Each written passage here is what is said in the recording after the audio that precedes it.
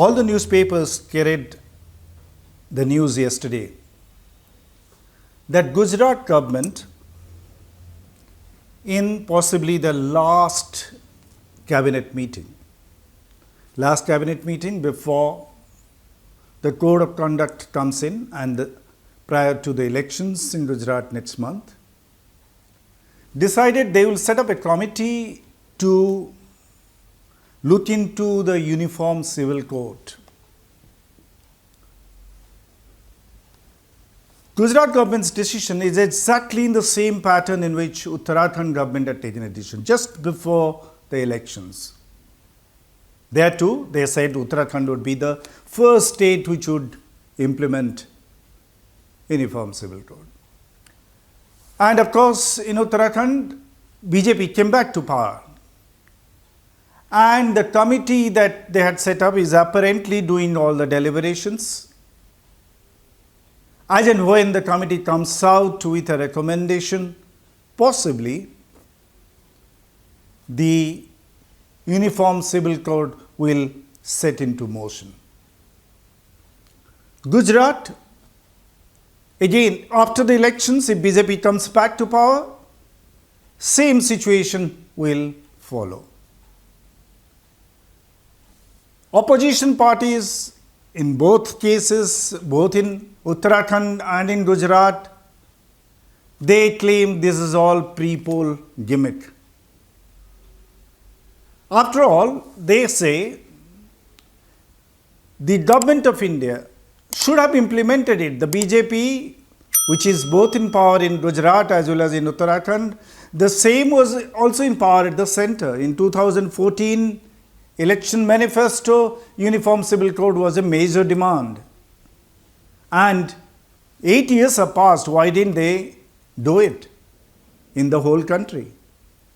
These parties say that the Uniform Civil Code, as ordained by the directive principle of state policy, can only be implemented at a national level, not in state levels.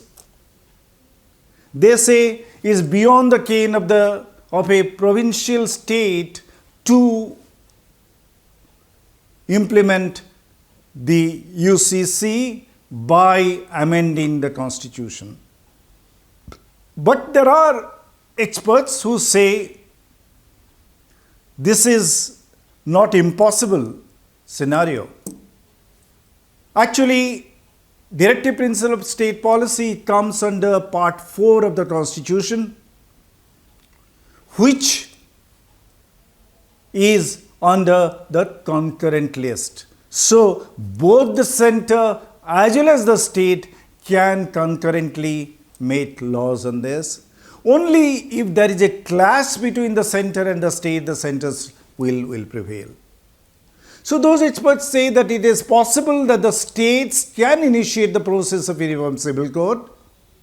Only thing is that they have to take the prior consent of the President of India before moving the constitutional amendment. The Supreme Court has also butted into the matter.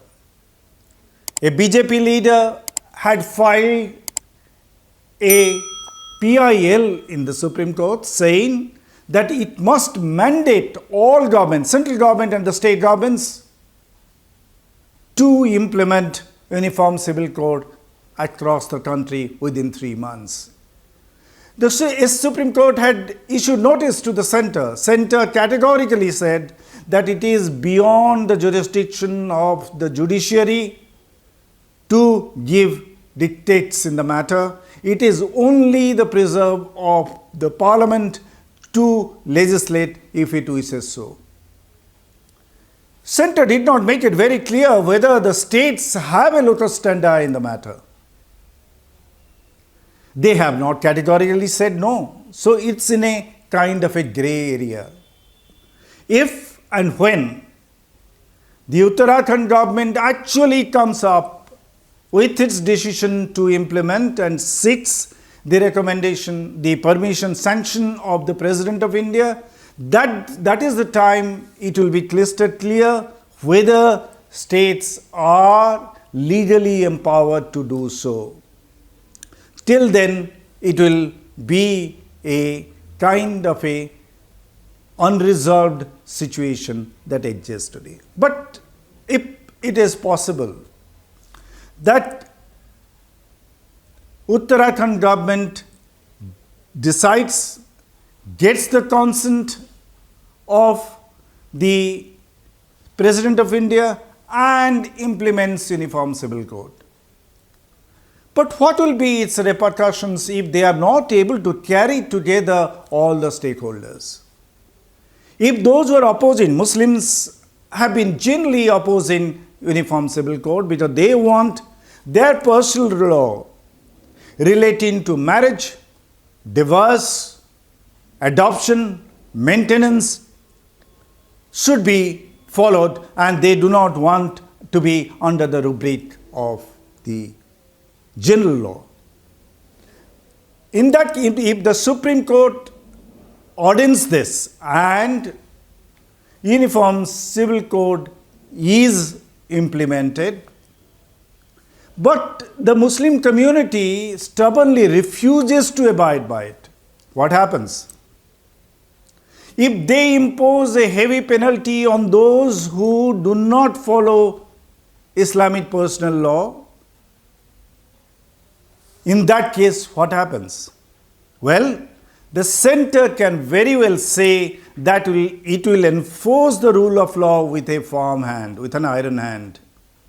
And it is legally entitled to do so. But the question is whether such a move will be counterproductive. Remember, in last 3 years, the government of India has made sweeping changes in Kashmir Valley. And it was always hoped that center taking control of the affairs of the Kashmir Valley would certainly stamp down the terrorist activity that have been going on in the state for quite some time. But what is the result today? We find there is targeted killing by the terrorists against the native Kashmiri Pandits and also against migrant workers who are non-Kashmiris. So much so that Kashmiri Pandits, those who had not been part of the mass exodus in 1980s and 90s, who had stayed put in Kashmir Valley, they are now living in hordes because they feel their life is really in danger. And a lot of non-Kashmiri migrant labor is also fleeing. Isn't it a situation which brings into focus whether a law enforced with iron hand actually delivers the desired results? We need to ask the same question, whether a uniform civil code will be a similar failed experiment as the experiment in Kashmir in the last 3 years. That's the question you and I must ask.